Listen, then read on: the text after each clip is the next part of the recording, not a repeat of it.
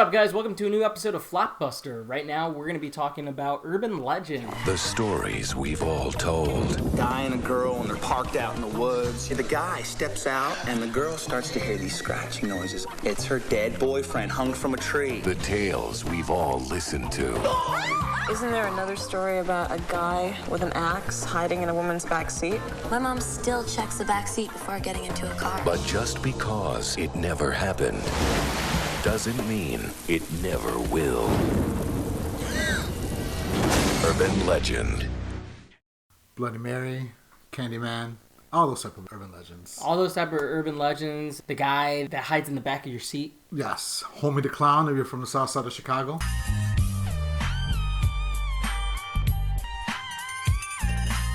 So this is a movie that came with a bunch of sort of Scream knockoffs. Yes. We talked about it in the last episode, Dracula 2000. For some odd reason, you also think this is one of the greatest vampire movies. One of the greatest vampire movies of all time. I widely disagree with. The watch is for the end, the payoff when you learn that Dracula is actually Judas. That's the worst part of the movie. That's the best part of the movie. I think there's about 25 other better vampire movies that develop. That's a lie. No, you guys know it's a lie. Dracula 2000 was Wes Craven produced, sort of hip young cast, and sort of changing around what you would say is the mythology of a vampire movie. Yes, they definitely changed a lot for that movie. With this movie, it's a year or two right after Scream, so it's hitting all the Scream It's all the notes. spots. So this movie was seen as a Scream ripoff. And yeah, it kind of is. You got the young cast. We got Jared Leto in there, Rebecca Gayheart, Michael Rosenbaum, who was in Smallville, played Lex Luthor, Daniel Harrison here. So we got a lot of people that you're going to recognize. Tara Reid. Before obviously. She went weird. A little bit part in here, but one of my favorite moments in the movie. We got Robert Englund, Brad Dourif, so a couple of horror faces. Someone's in the back seat! Yeah, this is that sweet spot of slashers that sort of came in the wake and success of the Scream franchise. Yes. If James Van Der Beek, Dawson made a horror movie in his college, this would be the movie that he made. Yeah. So let's just jump into it. This is Urban Legend. 1990s, I guess, cult classic at this point. A lot of people seem to like it. Yeah, I liked it. I thought that the story was a little weak for my taste. I would agree. But the acting was surprisingly pretty well. And the kills were really well done. I would say the kills are some of my favorite parts of the movie. The story, you could throw the logic in this, you could kind of throw it out the window because none of it makes any sense. Why is Robert Englund teaching a class on urban legends? Why is that a class at a college? This really well sort of respected college. Harvard has a class on Tupac. Okay, I guess there is classes on things like that. I should have gone to college. Yeah, but that's Tupac though. He was a poet. This movie, they're in class learning how to put Pop Rocks and Pepsi together. Something you might have heard about mixing Pop Rocks and soda. Supposedly, your stomach and your intestines first. Voila, still alive. Mr. Brooks, please. He's gonna explode! Somebody call 911! Which we... Pepsi Blue, guys. Check this out. Yes, so we're to our sponsor, Pepsi Blue. Yes. Right here. So we have Robert Englund playing this teacher who teaches this class in urban legends. Our main character comes from a tragic past.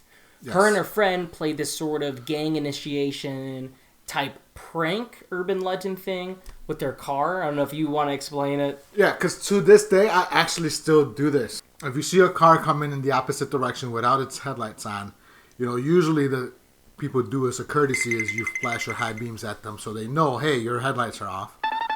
And the urban legend is if you do that, and if it's a gang initiation, they will turn their car around and they will either ram you or run you off the road, beat you, in a sense, kill you, basically. That's the urban legend. Better be safe than sorry on some of these urban legends. No, true. So we have this, our main character does this with a friend, and they tragically get into this accident, which results in another young high schooler getting killed. Right. Which sets off our chain of events now as they're in college. So we got this really cool kill at the beginning with a car chase scene. A car chase. That goes into a gas station.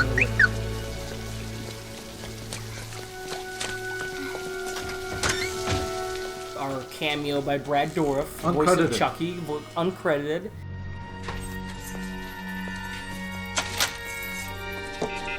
Hello? Really cool opening. I actually really dig this opening. Again, a lot of the logic that these characters run on is just stupidity. Let me go!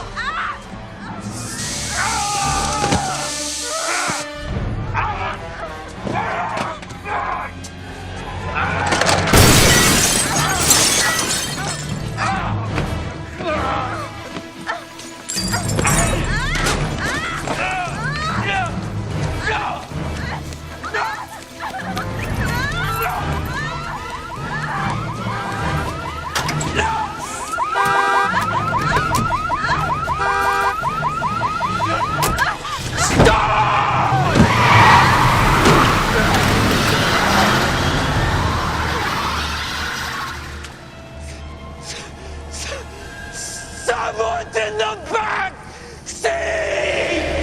Right, like, have you guys seen that Geico commercial where they're in a horror movie and that they keep on going like, oh, we should just hide behind the chainsaws. Hide behind the chainsaws, and there's like a car running right in front of them. You make poor decisions. That's what you do. This is urban legend. That's the logic this movie has going with. They're going into the danger. It's not like Scream where they knew they were in a horror movie and they still made the bad decisions. This one's like, they don't know they're in a horror movie and they keep on making bad decisions. There's points in the movie where it tries to be smart, but it kind of fails at it. Yeah. But that's what you don't come to watch urban legend for that. We got to redeem it, right? So I would say that with this movie, what really saves it is because it does take place in the 90s. We've talked about so many movies on this channel that they benefit from coming out in this time period. By seeing these young faces, seeing the young Jared Leto. Everybody loves Jared Leto, right? He's probably the best Joker. He's Jesus Christ walking. All these people that you see now that, oh, yeah, I like that actor, I like him. Here they are, they're really young, having a good time. And as much as the story isn't so, I would say, tight-knit and well-written, the way the urban legends play out are really, really fun. The security guard's also one of my favorite characters. I forget the actress's name. She's, like, in everything. She's a really solid actress. Obsessed Pam Grier fan. She's, like, posing and watching the movies. She's kind of the hero of the movie. You have the dean that doesn't believe and wants to keep everything hush-hush because it's college and he doesn't want, their enrollment to suffer. Right. It hits all these notes that these movies sort of counted on, like The Faculty and Scream and I Know What You Did Last Summer. This is sort of a mishmash, I would say, of I Know What You Did Last Summer and Scream. Yes. But yeah, the kills really work here. There's a really cool kill with Danielle Harris where they set up that she's obsessively having sex all the time. Yes. And she hates her roommate and hates that she turns on the light on her during sex. Sorry. Not looking. So we have this cool kill where the killer is strangling her and her roommate thinks she's just having sex.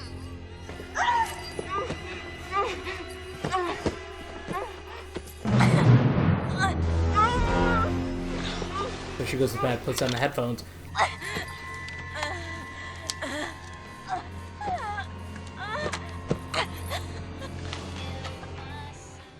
Wakes up and she's dead. Turns on the light and it says, "Aren't you glad you didn't turn on the light?" Right. Aren't you glad you didn't turn on But they the were light? two different types of roommates, So they always, like in these movies, they always set up like the yin and the yang. I feel like, right? So the one roommate, she was like your basic white girl, sorority girl.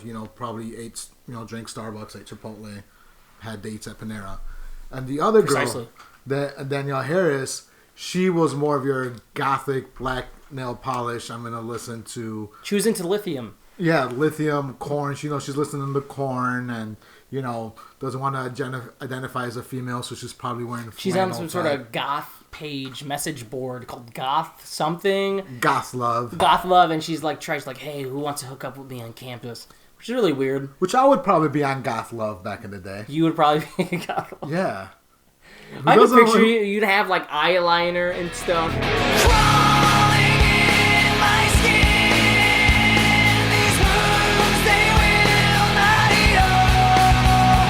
would probably date Danielle Harris in this movie. I would. So I may be too brown for her because, goths like that pale stuff. You just put on a lot of a lot of makeup, a lot of cover up or something. I'll be a little homie the clown urban legend. Whiteface. Whiteface. So, yeah, Danielle Harris is a little bit part in this. A lot of the actors do. Tara Reid, I would say, is a smaller Reid part. has a smaller part. They definitely develop her more in the second half, but she's just there. Right. And then you have Jared Leto. Such a hot heartthrob. What a heartthrob that guy is. Oh, he's so sexy. Did I mention everybody loves Jared Leto? He could do it all. Rock star, movie star, cult leader, ladies man. From the ages of 18 to 22. He loves you. Aww. Yeah, this movie's got a lot going for it, I would say. At the time, critically reviled. Yes, I mean, it has a 32% on Rotten Tomatoes. Yeah, 22. 22% on Rotten Tomatoes, which I would expect from a movie of this time period that's following up the Scream franchise. So it's hated by everybody, right? It wasn't well received, but it still ended up making 77 million worldwide. Which is good. On a budget of, was like 30 million. So, I mean, it made its money. It doubled its money. Well, a lot of kids then were looking for something that will act into Scream. People talk about, okay, well, did Scream save or ruin the horror genre? Maybe it did a bit of both. It showed how good a slasher can be and how much money it can make. And now we have all these movies following it up. The bad is all these movies copied it. Yes. There's a lot of moments that we haven't touched on yet. There's a character that's always playing pranks. Yeah, Spacey. Yeah, there's this really cool thing they set up with the Pop Rocks and Pepsi. And it turns out to be a prank. He does it in the middle of class because nobody wants to do it. But then later in the movie, Michael Rosenbaum, it's pretty much his death scene. It's his death scene. Except it's with Drano. It was with Drano.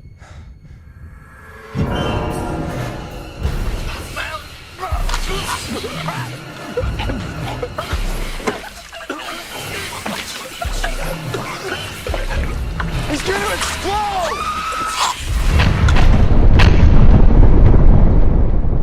Obviously, every kill is going to be an urban legend kill. Joshua Jackson, who's, his real name, not Joshua Pacey. Jackson. Better known from Mighty Ducks, Conway. Right. Anyways, I go off on a tangent. No, right, yeah. There's a lot of talented people in this movie. He is. So his death is also pretty cool, where he goes to check out, they're parked. And he's trying to hit on her a little aggressively, I would say. So they're hearing noise. He gets out of the car. There's a tussle. She doesn't know. She sees like a body lands on the car. She doesn't know who it is. Basically, he's tied up with a rope around his neck. If she drives off, he's going to get strangled and hung to death. Which she does. And he does. So that's also like a really cool death, I thought, that they had in the movie. It's just fun seeing these actors in this. It's just fun to look back on this. Which Jared Leto will not acknowledge that he's in this movie. They have done several interviews, and every time they mention urban legend, he's like, I don't know. See, I have that issue with this when stars sort of go, well, I don't like this movie I did in my early career. Like Jennifer Aniston in Leprechaun. But it's just horror fans are very sort of passionate about what they love. There's a lot of people that like urban legend. I mean, urban legend has its own collector's edition, which I probably should pick up from Scream Factory. It looks really cool. People love this movie.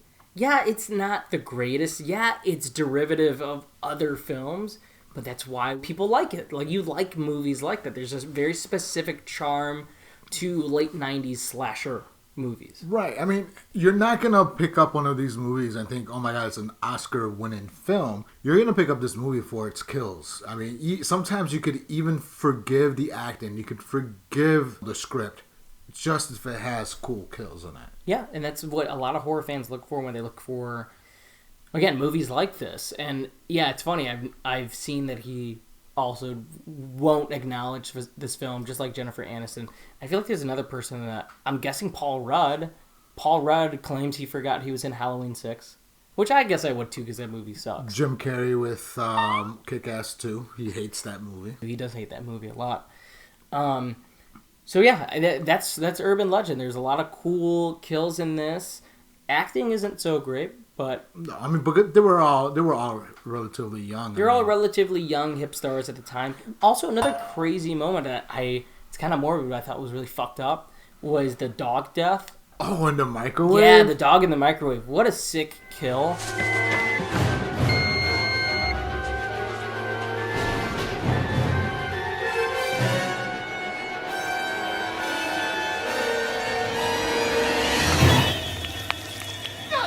Fucking sick motherfucker! You know, that moment's a little derivative of Scream with the call. Hello? You're gonna die tonight. Oh, really?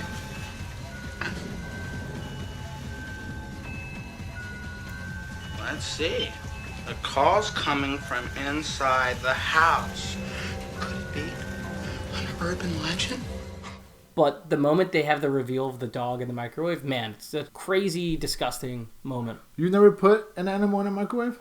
I haven't tried yet. I guess I should. You should. If you don't want to do an animal, you could try it like on a wiener, like an Oscar Mayer hot dog. Just put it in a microwave. This has got significantly darker than what I anticipated. But I guess it's fitting for urban legend too. You know, it's a very dark movie. I mean, going a little bit off topic, but what's your favorite urban legend? I would say Bloody Mary was one of them. For a while, Candyman was. Because growing up in Illinois, around the Chicagoland area, Be my victim. Candyman just wasn't a movie or the works of Clive Barker. Be my victim. It transcended the movie. Kids literally thought if you say his name, you'll summon the Candyman. Yeah. The other one, the Candyman is the big one, because everybody, you didn't even need to see the movie. You knew who Candyman was. Right. Is the man upstairs. The famous story about the babysitter who keeps getting calls, and it turns out it's somebody from inside the house upstairs. Which, you know, you see in movies like When a Stranger Calls. Leave me alone! Jill, this is Sergeant Sacker. Listen to me. We've traced the call. It's coming from inside the house. Our squad cars on the way over there right now. It would always be part of scary stories that we'd read every Halloween in 3rd, 4th, 5th grade. So those are the two. Those are the two urban legends that I would say. There's always one, and it doesn't matter where you live at, that if you pass by a cemetery on a certain night, there's always like a woman in white walking down, crying. Resurrection Mary. Resurrection Mary, and you know, you pick her up, and all of a sudden she's gone, and she's right there next to you. So it's like there's always that one, and you know, I'm Mexican, so we have La Llorona. La Llorona. You know, she drowned her kids, and she walks around the streets crying for her kids. That's what they used to scare me as a kid. Now, is there an urban legend that you think might have some truth to it? I would say Resurrection Mary. For those of you who don't know, there's a famous Chicago legend called Resurrection Mary about this young girl who went to a ball in the 1930s, got into a car crash, and now drivers claim on Archer Road that they pick her up from time to time. Yes. And drop her off at Resurrection Cemetery. I, for the longest, thought that Homie the Clown was a real thing. If you guys don't know, and this is a Southside Chicago thing, and he's in full makeup garb. He snatches kids that are playing out on the street to either kill them or rape them. And that is the Homie the Clown story that we all told as kids growing up in the city. And then, you know, you hear, oh, so-and-so saw Homie the Clown, he's around the block, and, you know, or so-and-so got snatched up by Homie the Clown. So you always heard that growing up. At least I did in the 90s, you know. I did too. When I would go to school and stuff, they would send stuff out about kids telling these stories, and they were not true. Hey, I swear to God, to this day, I think I saw Homie the Clown around 71st and Kedzie. We should teach a class in urban legends, just like Robert Englund in this movie. We should. I mean, who better to teach you about urban legends than Freddy Krueger? Than Freddy Krueger himself, who is expertly creepy. By the way, Freddy Krueger being my favorite horror movie series, and you know, I watch it constantly. We're watching this yesterday with my girlfriend Jess, and he comes on the screen and she's like, "He looks familiar. Who is he?" That's Robert Englund. That's the guy. That's man. Freddy. That's oh yeah. I've heard that he's the nicest guy. Oh, he's nice. I met him. Yeah, I bet you have. I've heard nothing but nice things about Freddy Krueger himself. He choked me. Did he? He does that for everybody in every photo. That's like his go-to move. Hey, I asked him to choke me. He did the same thing to my cousin. I was like, "Hey man, could you choke me for this picture?" I was like, "Yeah." He gets a rise out of it, man. He loves being Freddy Krueger. I mean, I would too. I mean, I would too. I mean, he made millions off that, and he's something that, I mean, as much as I like him and really respect what he did for the whole franchise, he really's been milking Freddy Krueger. Yeah, and why wouldn't he? I mean, It's fucking Freddy Krueger. So yeah, this was Urban Legend. I think it's very fun. I think the cast is having a good time. To tell you the truth, this is the first time I've watched it in about maybe 2 years. But for a while, I would watch it every Halloween. It would either marathon on TV on AMC Fear Fest or on VHS tape at like a family member's house. Right. But I've always had this on rotation, and I never thought it was the greatest thing, but I've always thought it was a fun time. It is a fun time. I mean, you could basically do a double feature between this and I Know What You Did Last Summer. That would be a perfect double feature. Because as I was reading some trivia about this, they set this movie up to be like middle of winter for Urban Legend. Like, so they wanted snow, they wanted cold. But when they were shooting it in Toronto, they didn't get the normal Toronto winter. It was mild. So you could see it as far as like the clothes goes on the cast of wearing like fall jackets and stuff like that. But they kept the killer in that heavy ass parka with the fur. Boots with the fur.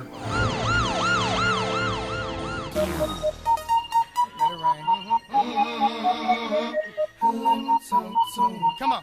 So they had them apple bottom jean boots with the fur. The whole club was looking at her. She hit the floor. Next thing you know, so they got low.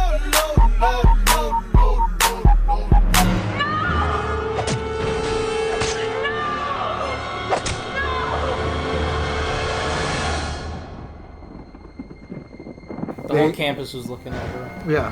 The whole campus was looking at her. Thanks for getting that time. It took you a while. So, but they kept the killer in like the heavy coat and all that stuff. So, I mean, you could tell that there was a little disconnect as far as... Because why would they be wearing that heavy-ass coat? I thought that throughout the movie, too. But I guess you could see where the similarities between that and the man with the hook, the fisherman I Know What You Did Last Summer. Yes. Who else? Sarah Michelle Gellar was supposed to be in this too. Really? She actually signed on. They cast her as I believe the final girl on this. Okay. And she had filming issues with Buffy the Vampire Slayer, so she had to drop out at the last minute.